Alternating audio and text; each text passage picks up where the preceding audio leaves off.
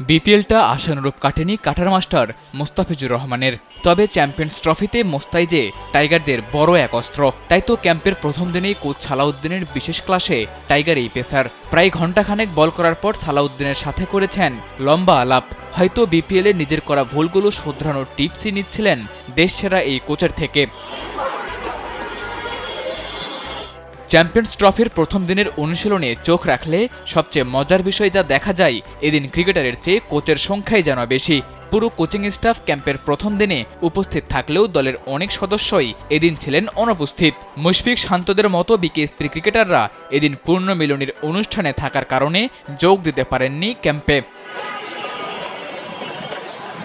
Sandalina so, রূপচর্চায় আভিজাত্য। Cricketer কম থাকায় যে কজন এসেছিলেন মাঠে সবাইকে খুব কাছ থেকে দেখেছেন পুরো কোচিং স্টাফ।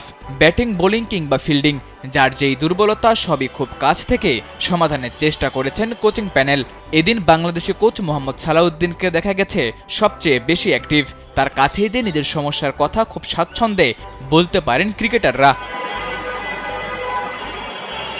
মোস্তাফিজের পাশাপাশি এদিন অনুশীলনে দেখা গেছে চ্যাম্পিয়ন্স ট্রফিতে বাংলাদেশের আরেক কাণ্ডারি তানজিম হাসান সাকিবকে। আসন্ন এই টুর্নামেন্টে যিনি হতে পারেন টাইগারদের তুরুপের তাস। টাইগার এই পেসারের বোলিংয়ের পাশাপাশি তার আগ্রাসন নজর কাড়ে ভক্তদের।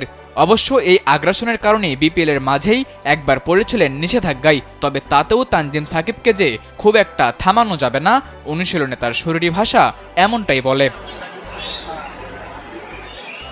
এদিকে চ্যাম্পিয়ন্স ট্রফির স্কোয়াডে না থাকলেও প্রথম দিনের ক্যাম্পে দেখা মিলেছে বিপিএলে আবারও সবার নজর কাড়া অনূর্ধ্ব-19 বিশ্বকাপ জয়ী পেসার মৃত্যুঞ্জয় চৌধুরীকে।